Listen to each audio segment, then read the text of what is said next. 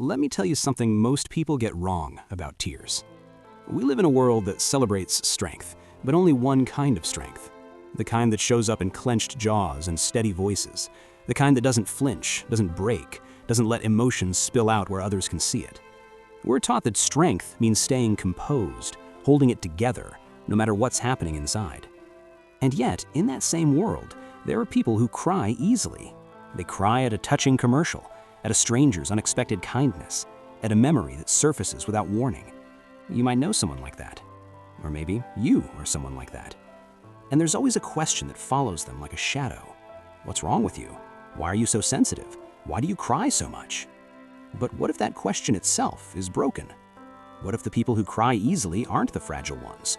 What if they're actually carrying something the rest of us have learned to bury? It's easy to mistake tears for weakness. Our culture has trained us to believe that. Be tough, don't show emotion, don't let anyone see you break.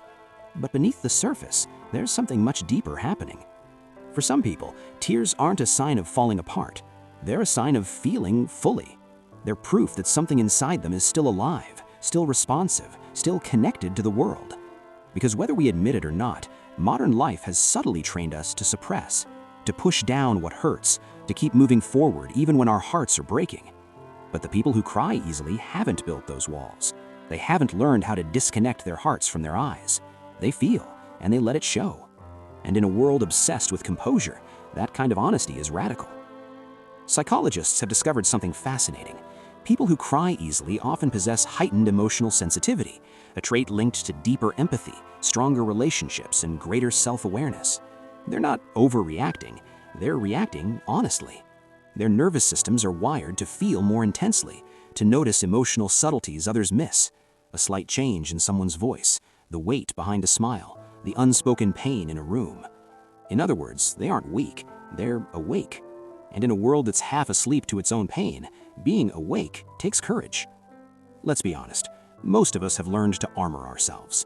We've been told since childhood that crying is something you're supposed to outgrow, that it's acceptable when you're young, but embarrassing when you're older. So we learn to swallow it, to excuse ourselves, to wait until we're alone. We turn tears into something shameful, something private, something we apologize for. But when you cry easily, you don't get to hide like that. Your emotions arrive before you can stop them. And that's the secret many people don't understand. Crying easily isn't about lacking control. It's about being unable to lie to yourself about how you feel. There's a concept in psychology called emotional granularity. It's the ability to identify and name emotions with precision. Research shows that people who cry more frequently often have higher emotional granularity. They don't just feel sad, they feel grief, nostalgia, tenderness, overwhelm, relief. They experience the full spectrum of human emotion in vivid detail. And tears are simply the overflow, the body's way of releasing what words can't hold. So when someone cries easily, they're not being dramatic, they're being honest in a world that rewards emotional numbness. And sometimes, tears don't come from sadness at all. Sometimes they come from beauty, from witnessing something so pure it breaks you open, a child's laughter, an act of unexpected kindness, a song that pulls a memory out of you that you didn't even know was still there. These aren't tears of weakness, they're tears of recognition, the soul acknowledging that it's been touched by something real, something meaningful, something true. People who cry easily are doing something quietly powerful. They're refusing to become desensitized. They're staying soft in a hard world. But here's what's often misunderstood. Crying easily doesn't mean falling apart all the time. It doesn't mean being unstable or fragile. In many cases, it means the opposite. It means you've learned how to release instead of storing everything inside until it explodes. Tears are a form of emotional regulation, not emotional failure. They reduce cortisol, they release oxytocin and endorphins, they help restore balance to the nervous system. In other words, people who cry are taking care of themselves in real time. They're not weak, they're wise. So let me ask you this. When was the last time you allowed yourself to cry without judgment, without telling yourself to be strong, without apologizing to anyone? When was the last time you felt something so deeply that your body responded before your mind could censor it? That reflex, that raw emotional honesty is not a flaw, it's a kind of bravery. It's the courage to exist without a mask, to be vulnerable while everyone else is performing strength. And when someone does that, they're not asking for pity, they're offering permission.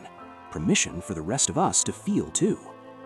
Now, not everyone who cries easily does so from a place of peace. For some, tears are connected to past trauma, to a nervous system that learned early on that the world wasn't safe. Psychologists call this emotional dysregulation, when the body's alarm system becomes overly sensitive. And yes, that's real. Yes, that deserves compassion. But even then, the tears aren't the problem.